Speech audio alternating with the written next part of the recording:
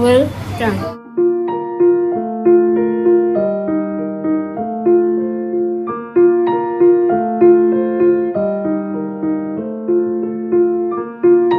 কাজ করতে পারি, বাজার করি, চা করি। কি নাম তোমার? শ্যামল আমাদের যখন গত বছর এসেছিল তখন কিন্তু ও কথা বলতে পারতো না। এখন 1 বছর ধরে ও কিন্তু কাস্টমার সঙ্গে ইন্টারঅ্যাক্ট করে করে স্পিচ থেরাপির মাধ্যমে কিন্তু এখনও কথা বলতে পারে। আমি জামাল বাজার গভি বানাচ্ছি। আমি যে গাছ করছি লজনায় খেয়ে পড়ছে লজনা। আমি এখানে খাবার বানাই, কেক বানাই, সার্ভিং করি। বাপি বাকি কি করে এখানে? বাপি কাজ করে, হ্যাঁ? আমি কাজ করে।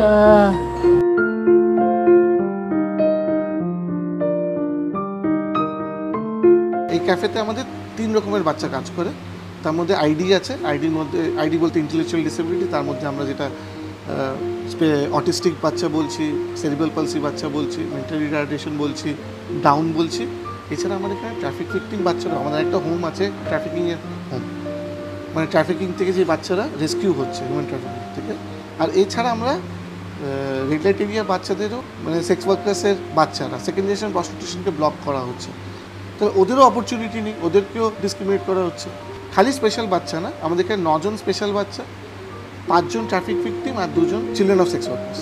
আমি ডাক্তার হতে চাই, বড় হয়ে পুলিশ হব। পুলিশ হয়ে কি করবে? পুলিশ হয়ে চোরদের ধরবো, চোরদের ধরে জেলে।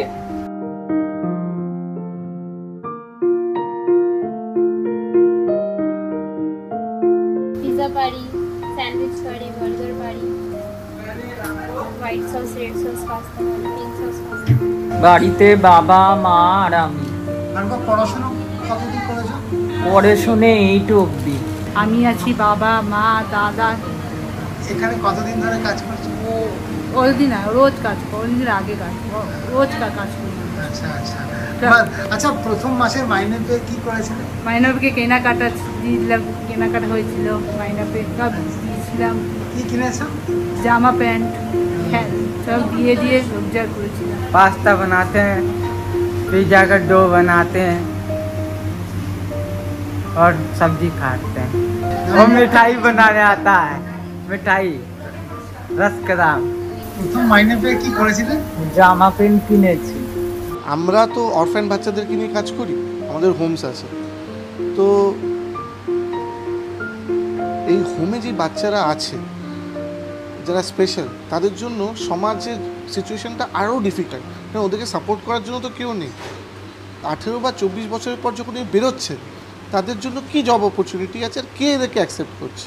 এখানে যখন আমরা এই মনোবলটাকে বুস্ট করলাম, এই ক্যাফেতে শুরু করার 6 মাস আগের থেকে ট্রেনিং দিচ্ছিলাম, কিছুই করিনি, যেরকম একটা নর্মাল লোককে ট্রেন করেছি সেইভাবেই করেছি। কিন্তু যখন এটা ভুল করছিল, তখন আমরা এটা বলিনি কি ছাড় তুই করতে পারবি না, আমরা বলেছি তুই কর, ভুল হয়েছে কোনো ব্যাপার না, আবার চেষ্টা কর। একটা বাচ্চাকে আমি 6 বছর 7 বছর হোমে রেখে তাকে মানুষ করে রাস্তায় যদি ভিক্ষেই চেতে হয়, তাহলে আমি ওকে হোমে রাখছি কেন? আজকের ডেটে যেখানে প্রিভিলেজ লোক ভুলে গেছে সমাজের ব্যাপারে, আমরা একটা এরকম মডেল বের করছি যেখানে একটা প্রিভিলেজকে আমি চান্স দিচ্ছি কি মাত্র খেয়ে সে সোশ্যাল ওয়ার্ক করতে পারে।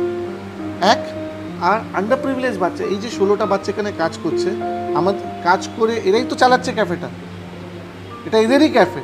এই যে ক্যাফে চালিয়ে যে আয়টা হচ্ছে, ওখান থেকে যদি প্রফিট হয়, এখনও হয়নি, লসেই চলছে, যদি প্রফিট হয় তাহলে সেই পুরো প্রফিটটা এই বাচ্চাদের না, এরকম বাচ্চারা যারা বিভিন্ন হোমসে আছে আমাদের, সেই হোমেই টাকাটা যাবে। তাহলে আমি আন্ডার প্রিভিলেজ একটা বাচ্চা বা একটা ভালনারেবল বাচ্চা, তার নিজস্ব ইনসিকিউরিটি আর ভালনারেবিলিটির মধ্যেও আরেকটা ভালনারেবল বাচ্চাকে সাপোর্ট করছে, এর থেকে সুন্দর আর কি হতে পারে?